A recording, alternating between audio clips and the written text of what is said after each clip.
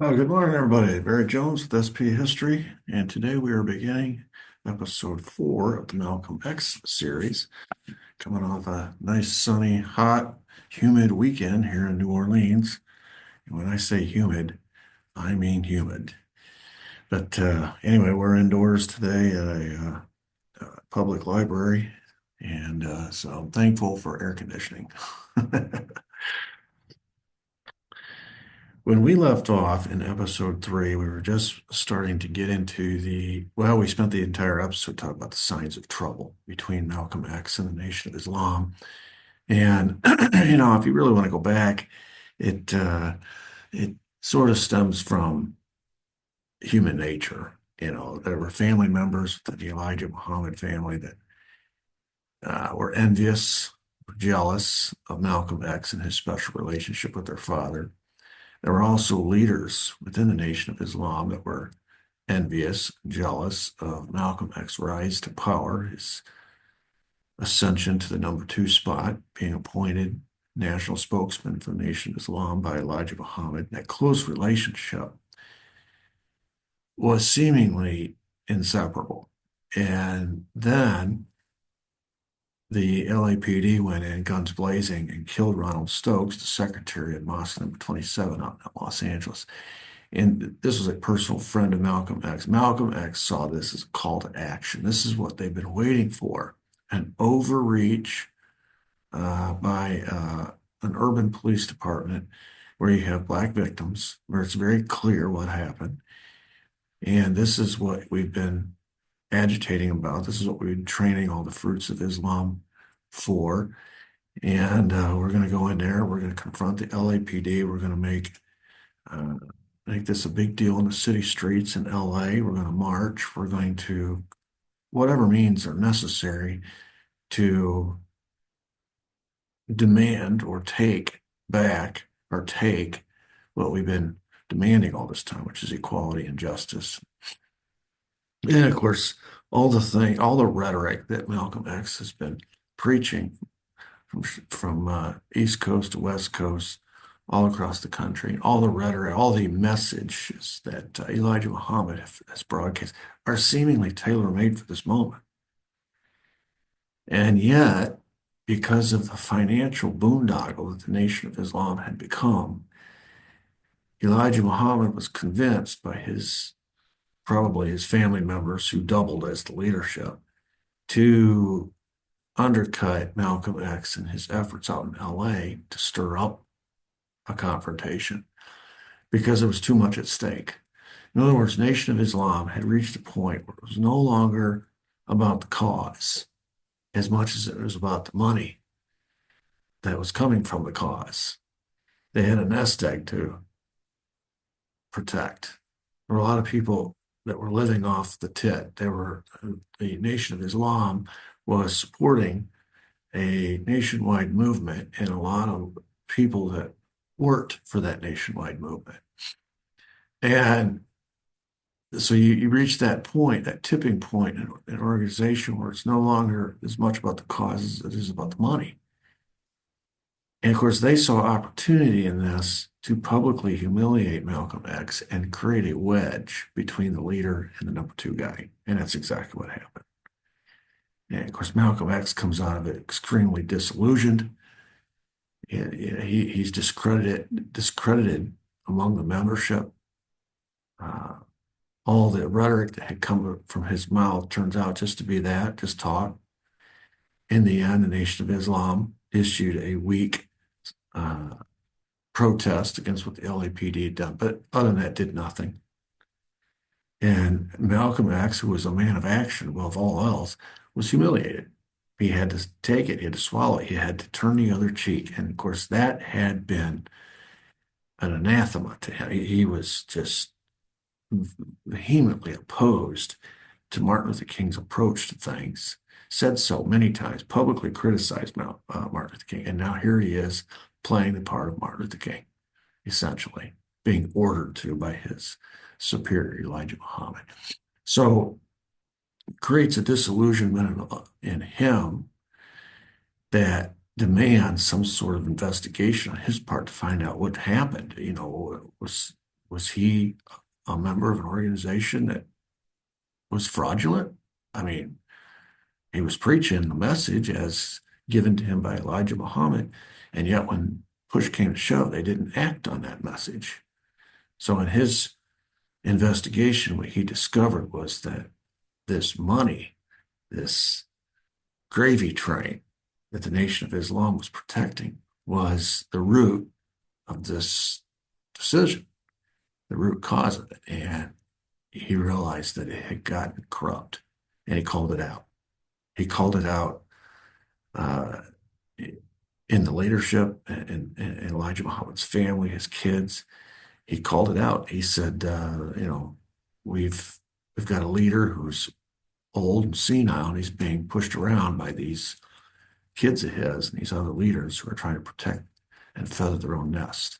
And you can make an argument that that was the beginning of the end for Malcolm X and the Nation of Islam because he's calling attention to something that's true. And of course, you know, the excuse that Elijah Muhammad always made was, well, it's about religion.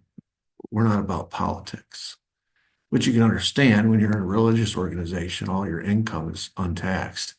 And if you delve into the political, you run the risk of being taxed. Um, so that's a nice, handy argument. It's a cover story, is what it is. It's really about the unaccountable cash that was coming in and how that might jeopardize playing politics, arousing the attention of the FBI or the IRS, the United States government, might jeopardize this cash flow. And that's how Malcolm X saw it. Elijah Muhammad saw it as trying to protect their tax-free status and the purity of the religion aspect of their movement. But Malcolm X saw it as pure, unadulterated corruption. So you have that, the whole issue over Ronald Stokes. And then right on the heels of that, Wallace Muhammad's one of his sons, came to Malcolm X and said, "Yeah, I wonder if this was a setup." Makes me wonder. But anyway, he comes to Malcolm X. He says, "My daddy is having sex with all these underage girls. And he's having babies with them. And this, we know we're under surveillance. This is bound to break. It's going to become publicized at some point. It's going to discredit him amongst the membership if we don't do something about it. We got to have some sort of ready-made response, some sort of rationalization or justification." And he went to Malcolm. He says, Malcolm's the resident intellectual. He says, "Can you put together something that we can distribute amongst the other ministers, that when this becomes public knowledge, we have a unified front. We have talking points from which we can draw from to defend the behavior of my dad, Elijah Muhammad." So Malcolm X comes up with this prophet rationalization from the Old Testament about how prophets were many times they succumb to some of the same human frailties as the rest of us. It seemed to be a common theme that one of them happened to be women. And he says, "Hey, we'll just say he's like an Old Testament prophet." So uh, they go back and they'd flown out to Phoenix to confront Muhammad. It's kind of, I couldn't think of the word yesterday. It was intervention. They sort of had an intervention with Elijah Muhammad. I'm sure Elijah Muhammad was not happy about that. No one who is the subject of an intervention usually is, but he complained about it. Afterwards, when Malcolm was asked to spread this out amongst the rest of the ministers, this rationalization or this excuse, whatever you want to call it, he was accused of using this as a way to discredit or embarrass or make it sound worse than it was, whatever, exaggerate. Uh, and Malcolm X ends up getting thrown under the bus for the whole thing. Instead of being thanked for his contributions, trying to figure out or finagle some sort of response that will stand up, in the court of public opinion, he gets blamed by the leadership, Elijah Muhammad, his kids, and all the ministers for trying to embarrass their leader. And and eventually he has to write a letter of apology to Muhammad. And so he's eating crow after the Ronald Stokes thing in LA. Now he's eating crow again, publicly again. And all he's trying to do is help his leader in that case. So you can see where this is headed. And today we're going to talk about the Rubicon, which is the point of no return. Okay. It's still salvageable. An argument could be made. It's still salvageable. I don't know. I kind of have my doubts myself looking back on it. But um, after today, the die is cast.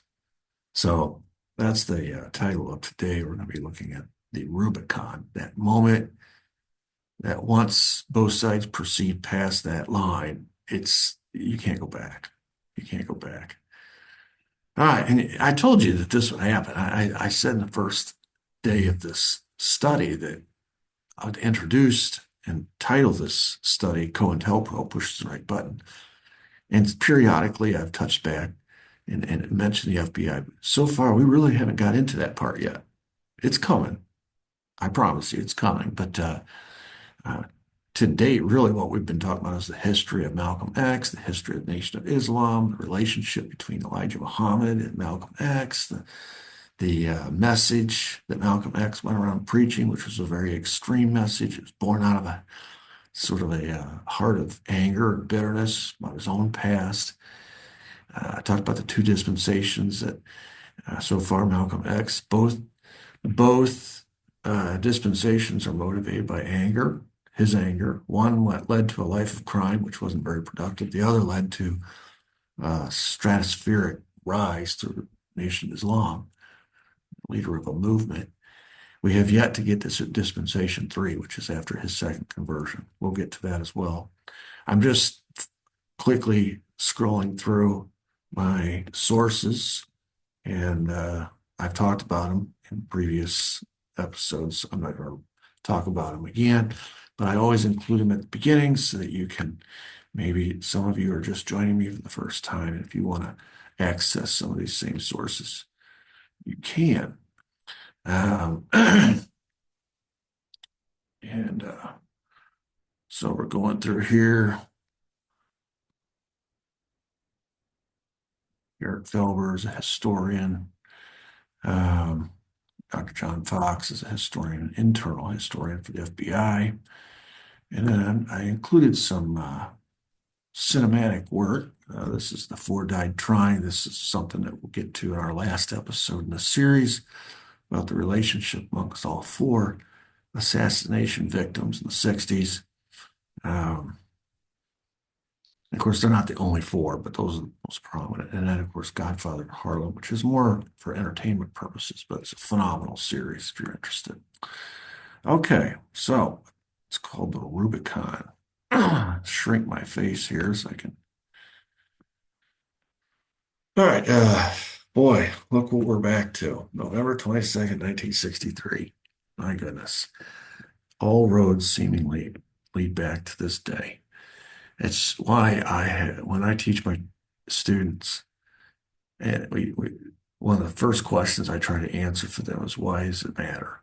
Why does it matter? And I can go on and on and on and on, all the different reasons why November 22nd matters, even to today. But here's another one. And this is going to be the Rubicon moment in Malcolm X's life and his relationship with the Nation of Islam. And some people might even say it was the breaking point. You now remember, this isn't the first time. What happens here is in his commentary on JFK's death, it's not the first time he's criticized JFK. We talked, I think it was in episode 2, about how he said, JFK didn't do anything. When the little kids are being beaten, hosed down at Birmingham or Selma, whichever, it wasn't until the African American community started fighting back that he did anything. He was critical of JFK's hesitancy to get involved in the civil rights movement. He didn't give him credit for his growth. And he took some heat for that, because by and large, the African American community considered JFK to be a friend. And here's one of their own criticizing him. Elijah Muhammad was one of these who had great respect for JFK, understanding that a good number of his own members had great respect for JFK. So if you're the leader of an organization, you don't intentionally go undercut your own base of support by criticizing someone most of your members support. And yet, the juxtaposition here is that his number two in the Nation of Islam in the months before the assassination had been running around the country verbally beating up on Kennedy. So here's another little bit of daylight in the relationship between Muhammad and Malcolm X and their view of Kennedy. And so, in the aftermath of the assassination, Elijah Muhammad sent out a message to all of his followers, to all of his ministers in particular, officially forbidding any of his disciples from even commenting on the Kennedy assassination. Don't say anything. No comment. Don't talk about it. Don't whisper about it. Don't go off the record about it. Don't talk about it, period. And that was, he's the messenger of Allah. So he's the leader of the Nation of Islam. So this is the order. And everyone is expected to obey that order. However, in a press conference, Malcolm X went through the entire press conference without any incident. And right at the end, a reporter asked him, quote, "What do you think of President Kennedy's assassination?" He was almost free and clear. And then I don't know if he stopped and thought about it for a second or what. If you watch the footage, he doesn't. But sometimes they splice those and they take out gaps and things. And every indication that I've gotten from witness statements, from the video that I watched of the event, was he just plowed straight into it. He didn't hesitate. And his answer caused all kinds of problems. He said, quote, "The assassination was a case of chickens coming home to roost, and chickens coming home to roost never made me sad. Chickens coming home to roost always made me glad." He talked about how he grew up as a farm boy, and so he analogized this using the chickens. And of course, when this answer gets filtered through the white press, it came through interpreted by the white population at large, including some of the African American population, that Malcolm X hated white people. That's not a news flash. Okay, they already knew that. But that he was glad that the president was dead because he said, "Chickens coming to roost always make me glad." And he just sort of left it at that. And so the upshot was, the way it was interpreted through the lens of the press, was that he was happy about the assassination. His meaning, which he had to come out and clarify later, and to his credit, he did own up, but the fact that he left it hanging, the statement where he did, it was very easy to draw those conclusions. I mean, he did use the word glad, and chickens coming home to roost. And in other words, it was like JFK was coming to him, and I'm glad about it. Now, what he really meant, and this is what he had to clarify later, was that a suppressor who had been all over the world colonizing, reaping the benefits, suppressing indigenous peoples, creating wars, choosing who was going to get medicine, who wasn't, who was getting aid, who wasn't, came back. It came back to bite him. And he's not talking about JFK specifically. He's talking about the United States being that suppressor, and that for years it has been around the world colonizing like an imperial power, and mostly for the benefits that it can get at the expense of the indigenous peoples, raping their land and taking their minerals and taking their sugar and whatever else, creating wars to make this possible if necessary, choosing the winners and losers in our hemisphere, choosing the winners and losers in our war. And now all of a sudden something bad happens to him, and I'm supposed to feel bad about that? That was his meaning. That's how he explained it. But of course, there's an old saying, when you're explaining, you're losing. I think about that every time I hear a politician trying to explain his vote, or trying to explain his position on a certain issue, or trying to explain what he did, like maybe there's a scandal and what he didn't do, what he did. When you're explaining, you're losing because people like the short, quick explanation. They like what they can. You know, the original answer he gave, chickens coming home to roost, and it made me glad. No, it was so black and white to most people, and that is not a pun. I'm just saying it seems so simple that Malcolm X, who has been made a reputation, he's made a career so far, run around talking about the evils of the white man, and so it's not news that he doesn't like the white man. What's news is that he doesn't like the president. That's actually not news either. He's been critical of him. What's news is that he's glad that the president was killed, and that's really all people needed to hear. And Malcolm X could come back and explain all at once. But you can't run away from that original statement. It's just hanging there like a gigantic matzo ball. And and no matter how you try to, it very much reminds me, all right, forgive me here, I might go off on a tangent. Years ago, I was a Larry Bird fan, still am. I grew up in the state of Indiana, so Larry Bird was like a god. And he in 80, I don't know, maybe early 90s, late 80s. I don't remember the exact year it was, but the Celtics were in a big series of the Detroit Pistons and he won the game with a crucial steal. And the Celtics won, eliminated the Pistons for like the third straight year. Pistons were frustrated. And Dennis Rodman came out and said that Larry Bird would be just another good guy if he was black because he's white. He gets all this attention, all this notoriety. When they went, it really didn't matter what Dennis Rodman said. He was a rookie. Nobody cared. But when they went, his teammate Isaiah Thomas, who was the star of the Pistons, they asked him, "Well, what do you think?" He said, "I agree with what Rodman said." And it becomes a racial thing instantly. If Larry Bird was black, he'd be just another good guy. But because he's white, they treat him like the great white hope. Well, that turns into a week-long controversy, actually longer than that. And Isaiah has spent the rest of his life since then trying to explain what he meant. And when you listen to him explain, you can kind of, it's a little bit twisted, the logic, but you can kind of see where he's coming from. Kind of. But then you go back to the original statement and it's just so cut and dried. And when he said, "I agree with what Rodman said," it's like he said it himself. And I think I've heard him in interviews, this is 20, 30 years later, say that defined me.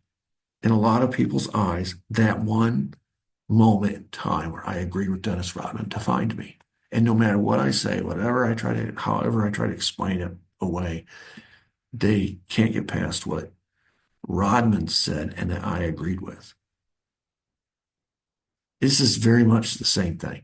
Malcolm X made a statement that he had to walk back later and try to explain and re-explain and re-explain, and none of it worked. It didn't work in the white community. It didn't work in the Nation of Islam. They immediately suspended him as national spokesman for 90 days. And this was announced publicly. And, you're talking about the aftermath of a national tragedy. And all of a sudden, you have the American people, some of this is psychological. The American people are looking for boogeymen. They're looking for culprits. They're looking for people to blame in this whole event.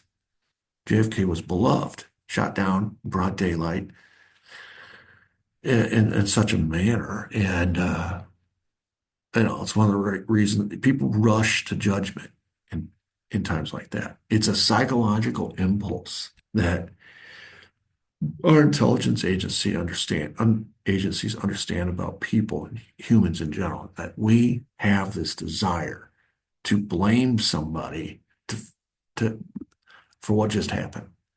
We want answers. In the absence of answers, we start thrashing around, we jump to conclusions, we rush to judgment, and we start blaming people. And this is until time goes by, 20, 30 years, maybe longer, that you're not so caught up in that moment, the heat of that moment, that you can rationally look at it and take the heat out of the moment and make better judgments about it. So he's getting caught up in that lust for revenge, just like Lee Harvey Oswald did. You know, Malcolm X is another one of these victims. And I hate to say it, but he kind of brought it on himself. He kind of by first of all, he wasn't supposed to say anything. So he was being disobedient by saying anything. And it was you know, we would call it in the workday world, we call it insubordination, right? Your boss comes out and says, don't make any comment about this issue. And he did. So, you can't blame Elijah Muhammad or the Nation of Islam for taking action when he was clearly insubordinate. And you can't blame the reaction against him for what he said because it looks bad. And though he came out and tried to explain and explain, it wasn't working. And so this was one of those cases where Malcolm X stuck his foot in his mouth and ends up now, because he's a true believer, he honestly believes what he's saying. He's talking about the larger issue, which is the United States being an oppressor, and how now something bad has happened to that oppressor. And you're asking me to feel bad about it? No, I don't feel bad about it at all. This is what happens when you meddle in everybody's affairs and you oppress people the way you have, and all he went into it. So I completely get where he's coming from.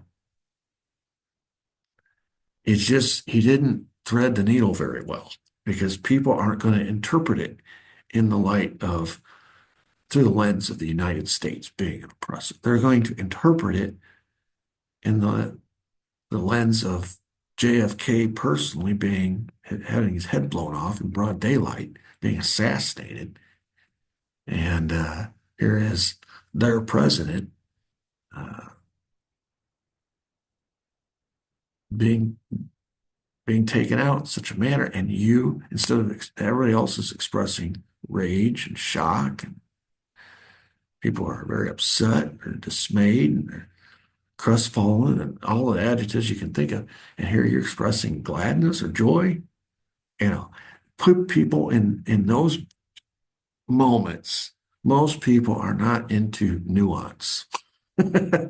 It's just they're they're not thinking through all these different issues. It's just about that one event or that one moment in time. And I think you understand what I'm saying. It's pretty obvious to most people that Malcolm X misspoke at the very least, giving him the benefit of the doubt. And of course, he wasn't even supposed to speak, so he was insubordinate as well. So anyway, he gets suspended as national spokesman, and this is where things start to get really dark within the Nation of Islam with respect to the issue of Malcolm X, because people are now expected to take sides. They've sort of quietly in their own hearts been taking sides all along, or at least since the Ronald Stokes issue, because they realize that Elijah Muhammad is he's the leader of the movement in the organization, but he doesn't really have the hearts and minds of most of the converts. Malcolm X does, because they support Malcolm X's view on what happened in LA. They don't support Elijah Muhammad's view. And most of the rank and file anyway. But now in this situation, it's reversed. Most people support Elijah Muhammad's position on JFK and don't understand Malcolm X's words themselves, even though they're close to him and they have followed him. They converted based on his say-so. I mean, he lost a lot of goodwill that he'd built up amongst the membership uh, in saying what he said about Kennedy. He's suspended but he's still part of the organization. He's still hoping for reconciliation. There's still this hope that after this 3-month period is over, he pays his penalty, pays his debt to the Nation of Islam, so to speak. He can come back. He'll be chastened. He'll be humbled. He won't be quite this. He won't have quite the stature that he had. But he'll still be back in the fold. So on January 6th of 1964, is about a month and a half later, he returns to Phoenix to meet with Elijah Muhammad, and this is to clean up the mess of the story we told yesterday, which was the Muhammad sleeping with all these girls, having all these babies out of wedlock and stuff. And he had flown out to Phoenix originally with Wallace to come up with a story. And in the intervening time, he'd gotten all kinds of flack for his involvement in that role, which, in my view, shows a lack of judgment. You don't get involved in other people's personal life. Um, Even though he was requested, he was asked. He didn't go there on his own. He was asked by Muhammad's son. He thought he was doing something for the family, to help the family. It ended up blowing back in his face. So now in January, and then during that time, JFK gets killed, and he says what he says. So now he's suspended. So it's been a bad year for Malcolm X with respect to the Nation of Islam. The Ronald Stokes things happens. He loses his best friend, and he gets humiliated publicly by his organization and the leader that he considered to be like his father. He has to suck it up and turn the other cheek like Martin Luther King did. I mean, that in itself was bad. Then he learns the truth about his leader and his organization, how corrupt it was becoming because it was so uh, financially motivated. Let's just put it that way. And now we have this situation with the adultery. So he finds out about his dear leader. Not only is he corrupted by money, he's corrupted by sex. And he goes out there trying to fix that. And then he gets blamed for his role trying to fix that. And then JFK dies and he makes a statement. And now he's suspended. It's not been a good year for Malcolm X. He's also temporarily removed, and the assumption is it's for that same 90-day period as minister of Harlem Temple number 7. So, essentially he's being put on unpaid leave. I believe he was still being paid during this time. So it's like pending an investigation, you're being put on paid leave. And it's just been a terrible run for him the last year.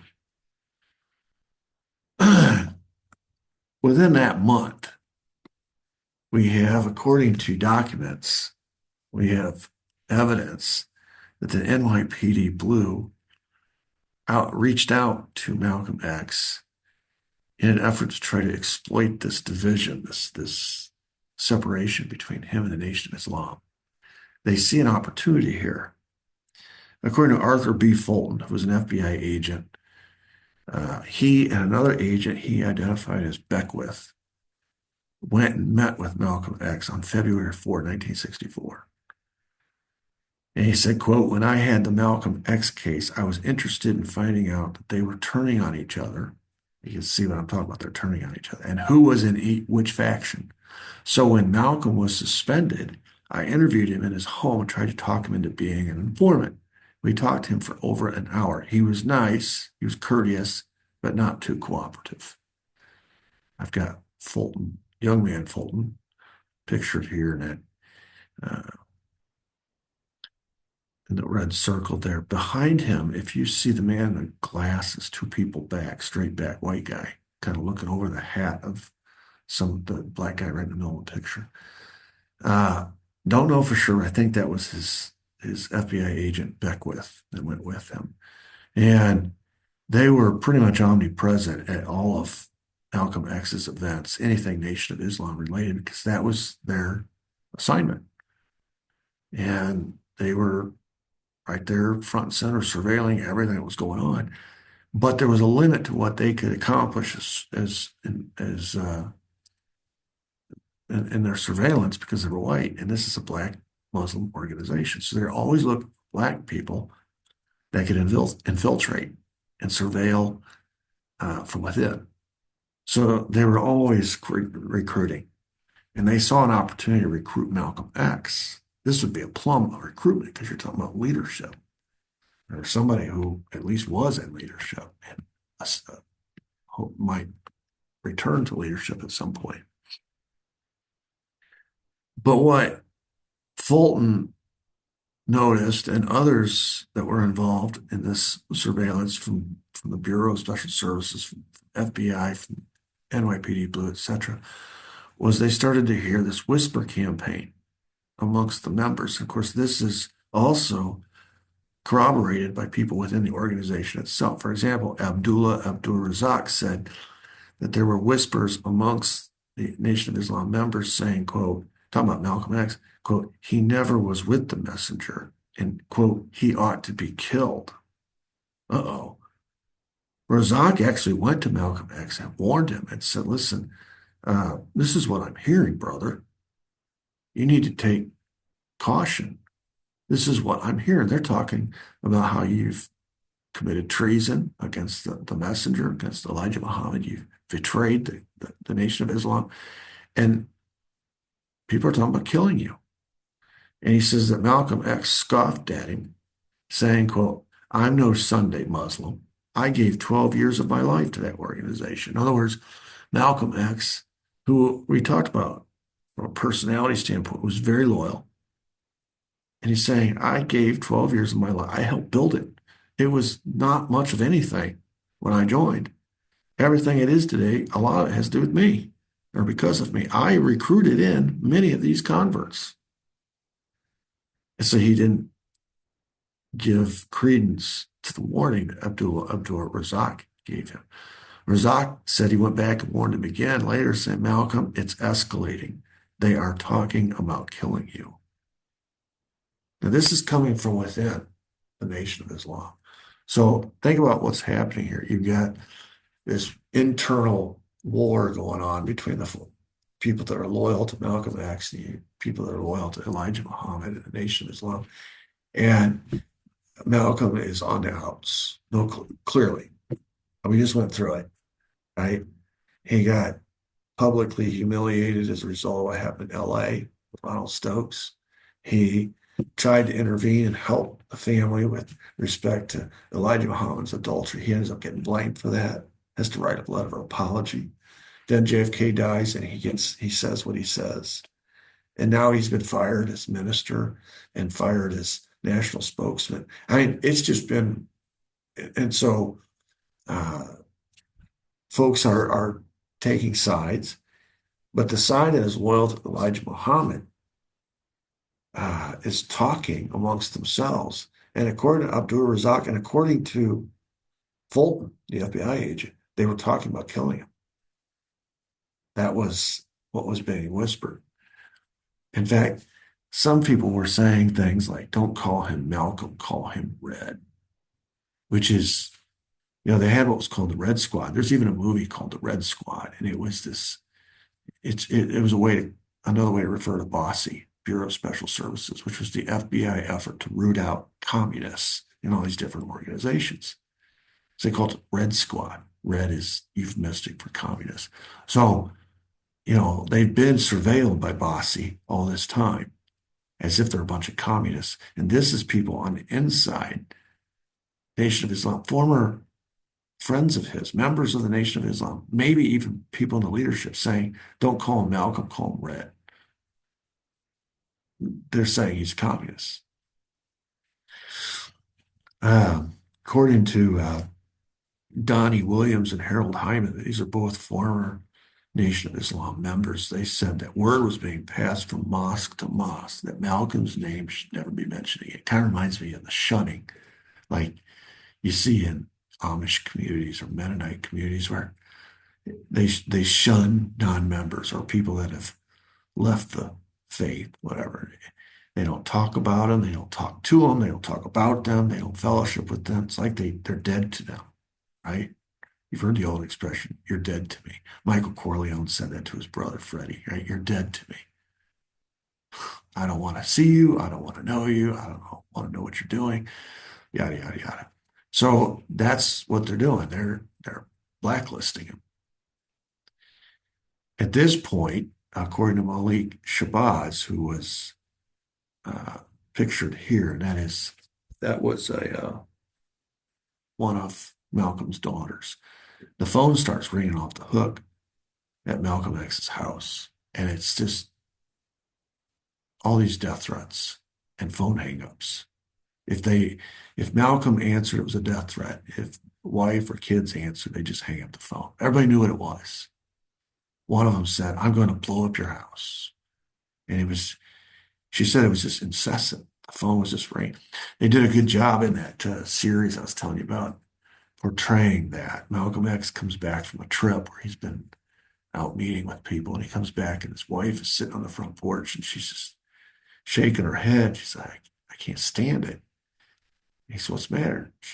And in the background, you hear the phone ringing. And he's like, "Well, who's on the phone?" She said, "Doesn't matter. It's the same over and over. It's death threats. It's threats to blow up the house. It's hang-ups. It's just harassment. Never ends." Now, of course, I'm thinking, why don't you just pull the cord on the phone? But the way they portrayed it, it was just the phone was just ringing constantly. So Malcolm, who knew a lot of these FBI agents that were surveilling him, and we'll get into that later, they would actually speak to each other. Hello, Tony. Hello, Malcolm. They knew each other's names. They'd say good morning to each other. Malcolm understood they were just doing their job. So he asked the FBI and sent word through contacts that he had to the Secret Service, would you provide me and my family with protection? And the FBI said, no, we're not a protection. Secret Service says, no, you're not an elected official, right? This is where, again, in that series about Bumpy Johnson, I don't know if it's true or not, but he, a local mobster, a friend of Malcolm X, provided protection for him. He stepped in. I do know that Malcolm X had some people that were loyal to him who did try to protect him. And the day of the assassination, they had that covered too. They figured out a way to security strip away the folks that were loyal to him so he didn't have any protection. Anyway, the point is he didn't have a lot of protection around him. And the tensions between the two sides, the Nation of Islam supporters, the Malcolm X supporters, are extremely high. And of course, this is all corroborated. It's in the documents, the FBI documents, as they're reporting back from their shifts every day, all the stuff they're hearing. They're witnessing this tense environment, and all they got to do is push a couple buttons to get whatever result they want, which we're not to that point yet. But for the FBI or NYPD Blue or Bossy or anybody to claim they didn't know it's laughable because they've been surveilling the Nation of Islam. They've been surveilling Elijah Muhammad. They've been surveilling Malcolm X for years. They knew exactly, they had infiltrators, they had people close. They knew exactly what was going on. And things were headed towards some sort of a climax. And if you play your cards right, you can get the desired result, somebody to do your dirty work for you. And you walk away with clean hands, or plausible deniability, whatever you want to call it. January 15th, 1964. Malcolm X and his family spend a week down in Miami at Cassius Clay's Miami compound. Of course, Cassius Clay later converted to Islam, and his name was changed to Muhammad Ali. Turns out his conversion happened as a result of Malcolm X, the relationship that they had together. And so he asked him to come down to Miami. This is before the big fight against Sonny Liston. And everybody was saying Sonny Liston was going to win. Muhammad Ali was not Muhammad Ali yet. And he wanted his spiritual advisor, Malcolm X, to come down to Miami with him and help him prepare for this fight. So he did. They had a very close relationship. And obviously, this didn't sit very well with Elijah Muhammad because Cassius Clay is seen as a rising star. He's not a convert yet. But here is the guy that they've booted out of the Nation of Islam, basically, cozying up to somebody who may eventually join the Nation of Islam. And they're friends. And, and indeed, soon, Cassius Clay will become a member of the Nation of Islam. And Elijah Muhammad will rename him Muhammad Ali at the National Convention. This is a national convention to which Malcolm X was not even invited. So the dynamics of this are interesting. The relationship is between Malcolm X and Cassius Clay. And it's still early enough in the game where Cassius or Malcolm X thinks he's going to be reinstated within the Nation of Islam. So he is, in his efforts to convert Cassius Clay, he's also trying to bring him into the Nation of Islam. He's not working against the Nation, he's working with, and he's not working against the Nation of Islam, he's working with the Nation of Islam. But Elijah Muhammad doesn't like the fact, uh, it doesn't sit well with him that this most famous convert, potentially, has this relationship with Malcolm X, whom he's telling everybody else to not associate with, whom he's telling everybody else not even talk or admit it, call him red. I mean, there's whispers campaigning about killing him. So here's some pictures of Malcolm X and Cassius Clay. Well, on February 25, about 11 days later, Muhammad Ali or Cassius Clay shocks the world and defeats Sonny Liston, becoming the heavyweight champion of the world.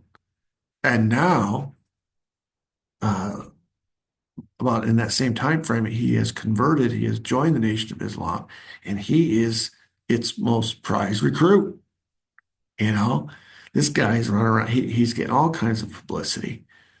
He's very publicly, his name gets changed from Cassius Clay to Muhammad Ali.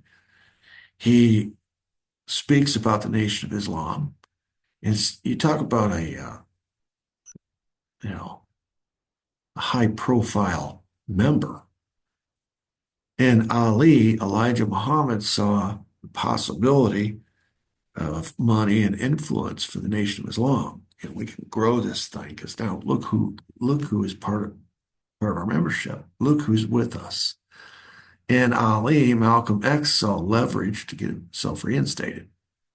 His relationship with Ali, he thought he could sort of manipulate into or leverage into forcing Elijah Muhammad to reinstate it.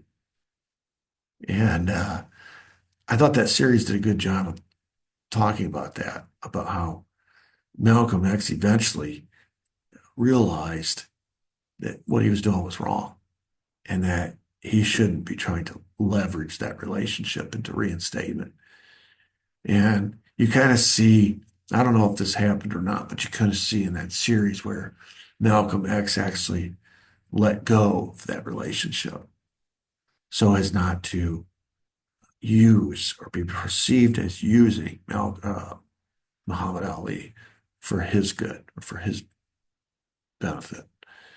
But initially, he thought, this is good for me. This relationship that I have with Muhammad Ali is good for me, at least as far as the Nation of Islam is concerned, at least as far as Elijah Muhammad is concerned. They won't dare kick me out of the Nation of Islam, considering the relationship I have with Muhammad Ali, their most prized recruit.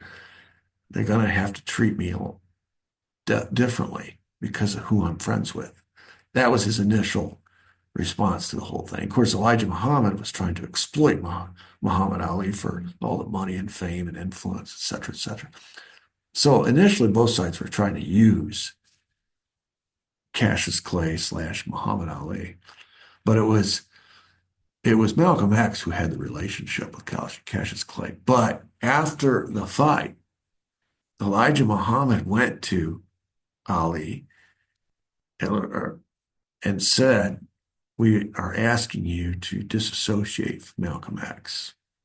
Cut your ties. And he did. Muhammad Ali cut his ties with Malcolm X in deference to the request that he received from Elijah Muhammad. And at that point, Malcolm X realized that he'd lost in this effort to be reinstated and to possibly leverage his relationship with Muhammad Ali and to reinstate. It hadn't worked. Muhammad Ali was now more loyal to Elijah Muhammad and the Nation of Islam than he was to Malcolm X, the man who converted him, basically, and nurtured him and was a spiritual advisor and helped him prior to the fight. He just cut him loose. And that really hurt Malcolm X. And he decided at that point that the writing was on the wall. So on March 8th, these are all happening about 1 month apart. You got him going down to Miami in January, February at the fight. By March 8th of 64, Malcolm has been informed by leadership that his suspension has been changed from 90 days to indefinite, which means he's never coming back. And he realizes that. He hung on, he hung on.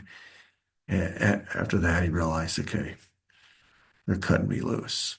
So he went out and beat him to the punch, makes it official, publicly separated from the Nation of Islam. He said, quote, I did receive word that the 90-day suspension that I was under was not to be lifted, that it would remain indefinite. So I just reached the conclusion that I frankly didn't think that I would ever be an active member of the Nation of Islam anymore. And so he splits with the Nation of Islam and with Elijah Muhammad. And it comes out at this announcement later that a week earlier he had met with Dr. Martin Luther King, which previously would have been an unthinkable move by Malcolm X. And you got to give a lot of credit here to Martin Luther King for accepting this meeting after he has been raped over the coals and called a house Negro and called an Uncle Tom. And every move he's made has been disparaged, criticized, ridiculed by Malcolm X. But he takes the meeting. Really, the more I learn about Martin Luther King, the more I'm impressed by him because he publicly, it's one thing to go out and say all these things about turning the other cheek and being nonviolent.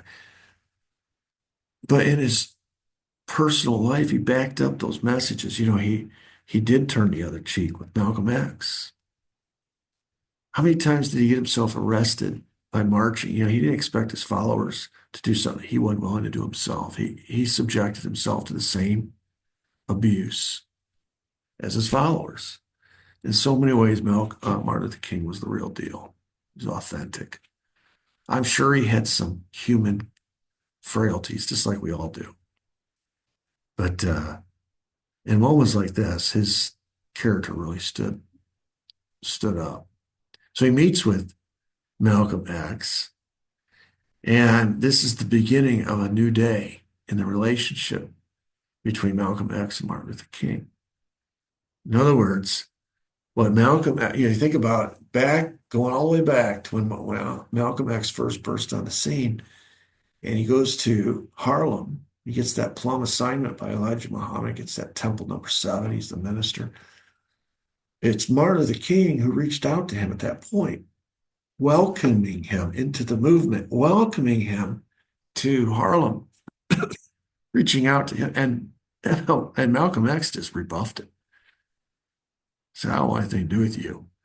You're called him bourgeoisie, every white man's favorite Negro. It just, Malcolm X was feeling his oats, and he was in a position where he thought he could, stand alone. He didn't need Martin Luther King's help. And Martin Luther King let him go. Okay. He didn't respond.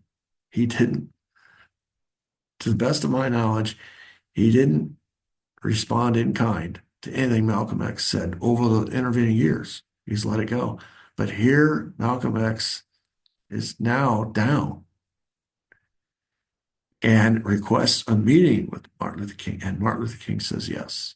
Wow, I think that's tremendous. But anyway, So we find out that that has happened from informants, and then we also find out from another informant that Elijah Muhammad has ordered Malcolm X to surrender his home, his car. And of course, he's been cut off from his pay. And so he's basically booting him and his family out on the street, taking away his vehicle.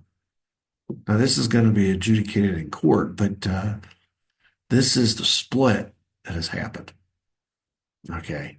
He once uh, we get to March 8th, all of this has happened. And Malcolm X realizes, they told me to get out of my home. They're taking my car. They've already stopped my pay. I have no means of income at this point, nowhere to live.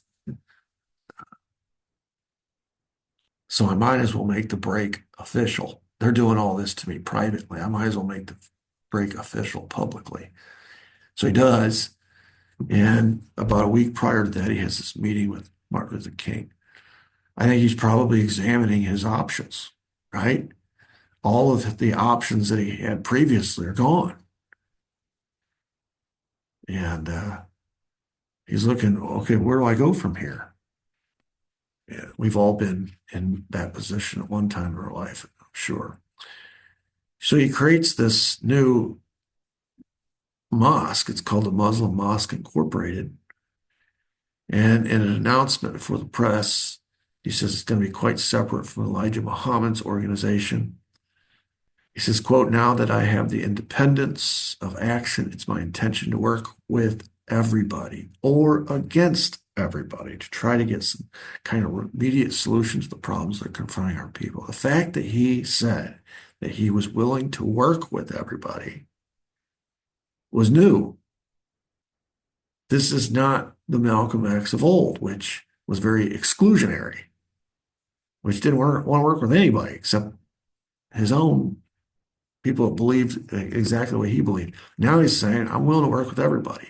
This is a little sunlight or a little glimpse, like light at the end of the tunnel, indicating a new direction for Malcolm X. Now, it didn't happen all at once, but just the fact that he was willing to be more inclusive going forward. This is what life does to you.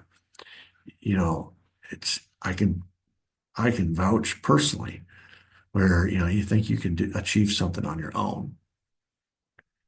And it takes some setbacks, it takes some adversity, it takes things like this to show you, no, I need people. I need other people's help. And I'm going to reach out to people who previously I gave the stiff arm to. In Malcolm X's case, it's Martin Luther King. But it's not going to stop there. It's going to be others as well as we go forward. The point is, it's indicating a new direction for Malcolm X, a new and improved version of Malcolm X, which right now it's just kind of it's like a little seed that's been planted, and you start to see the shoots coming out, and it's very young, it's just at the beginning, but there's no flower yet, there's no root structure, but if you look closely enough, you can see this has a potential to go somewhere, to do something, to accomplish something that I haven't accomplished in the past. All of the rhetoric, all of the anger, all of the hate, all of the exclusionary tactics and strategies, all of the I hate the white man, all that we want to be separate, all that stuff that he's been preaching that has created the Malcolm X that we all know. It really didn't achieve a whole lot.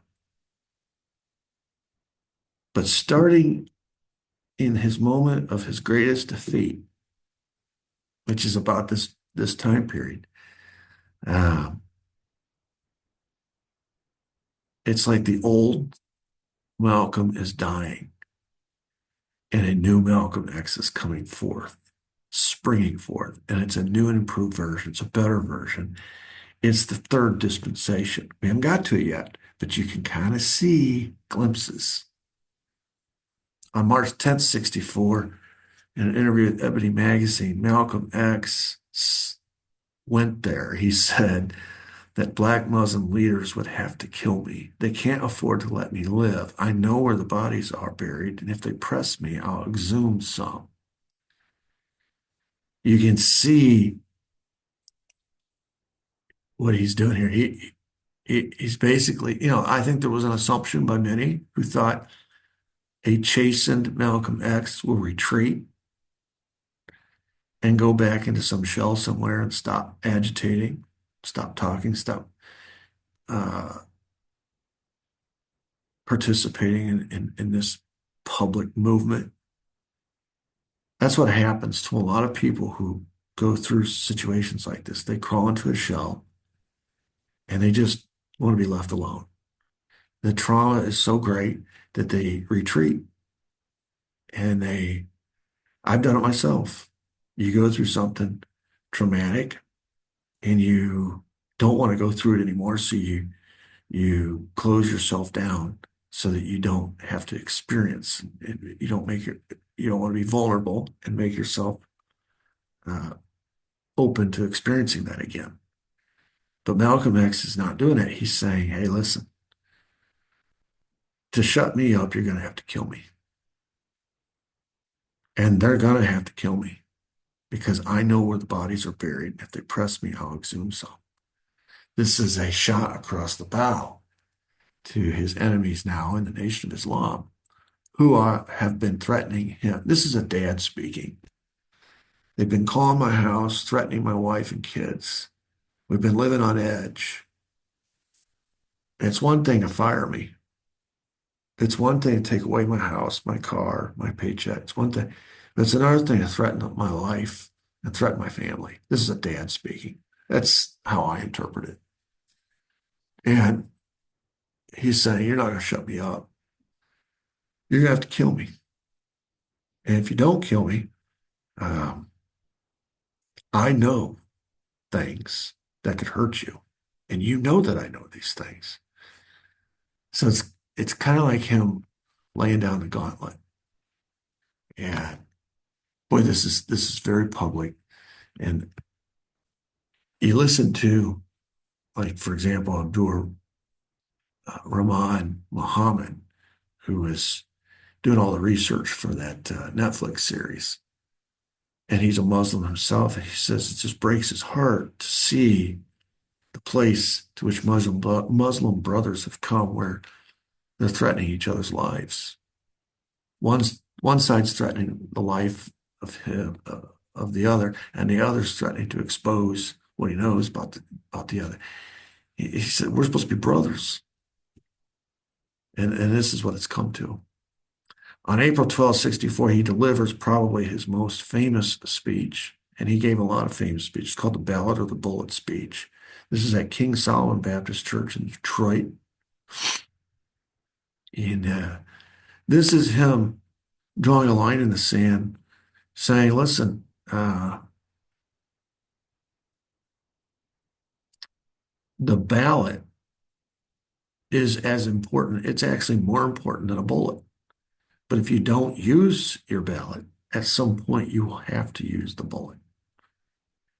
And it's sort of casting a vision going forward for what he's going to be about going forward, which is voting rights and empowering people who have been disempowered for all these years, disenfranchised for all these years. He says, quote, you don't throw your ballots until you see a target. And if that target is not within your reach, keep your ballot in your pocket. The Negro is awake. The white man must realize this. I am not trying to set the spark. I am only giving a warning. If you don't use the ballot, you'll be forced to use the bullet.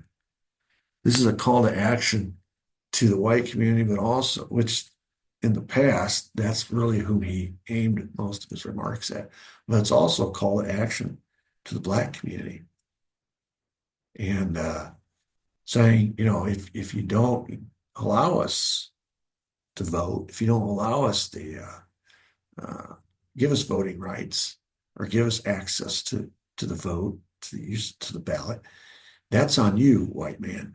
But if you don't use your ballot After you've attained that right, that's on you, Black America. So he's starting to formulate a message from his heart for the first time. You know, when he converted to Islam, he was in prison.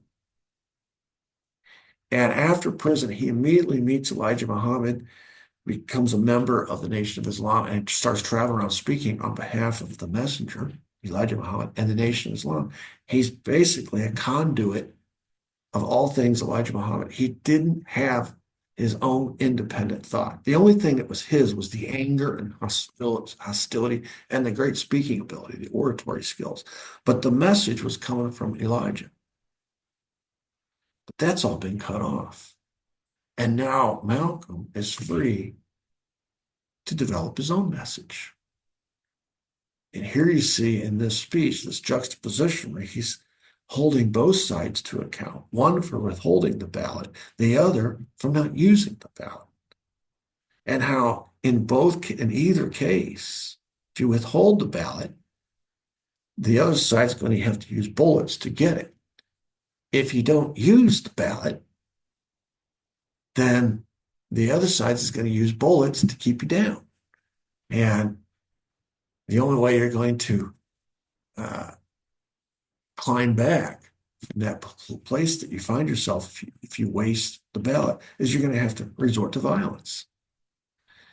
I think what I'm seeing the first time, if you really want to parse it, in the past, Malcolm X playbook was violence. His first play was violence. His second play was violence. He was always advocating action. And you can read that as violence. Here, he's advocating an alternative to violence for the first time, which is the use of the ballot. And he's saying if you don't use the ballot, which is the peaceful approach, then you will have to use violence, the bullet. But you have a choice. And so I'm starting to see a change in Malcolm X. First of all, he's opening up to himself to working with other people. He's meeting with Martin Luther King. And now he's saying there's an alternative to violence, which is the ballot. This is the fledgling beginning of dispensation number 3 with Malcolm X. We're not there yet. It hasn't officially began yet, but the heart is being prepared. You know, it's like when you are angry and unforgiving for so long, your heart is bitter, it's hard. You don't just jump to a forgiving heart immediately. You don't jump to a place from hostility to peace. There's usually a cooling off period or a ceasefire, some kind of middle ground where you kind of work your way in a direction away from the hostility, away from the anger, away from the bitterness, towards peace, towards brotherhood, towards unity, towards love, all that kind of stuff. There's a process. I think he's in the middle of that process. And it required him being divorced from the Nation of Islam. As long as he was in the Nation of Islam, as long as he was under the thumb of Elijah Muhammad, he was not his own man. He didn't have his own message. The only thing he could claim as his own was the anger in his heart. But now that he has suffered at the hands of the people that he thought were his friends, he has an opportunity now to make a clean break and find his voice and speak his truth to America, to the world, really. This is when he becomes a threat. Before, he was a mouthpiece. He was a conduit. He was basically just a microphone for Elijah Muhammad. Now we're going to get the chance to meet the real Malcolm X. Okay, hope you enjoyed that. That was episode 4. Tomorrow we'll do episode 5 and continue from there. Until then, hope everybody has a very blessed day. Thank you.